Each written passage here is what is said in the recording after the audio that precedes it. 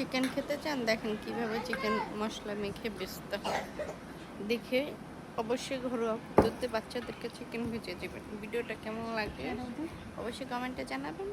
ভালো লাগলে একটা হলো লাইক করে দেবেন। কত মিনিট হয়েছে? 20 টাকা এরকম দেখি হয়েছে। আমার দেবো খাবারগুলো ফোকাস দিয়ে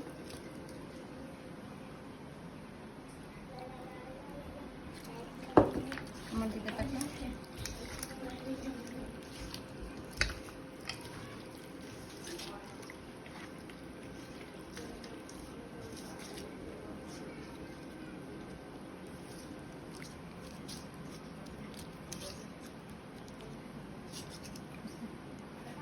দেখুন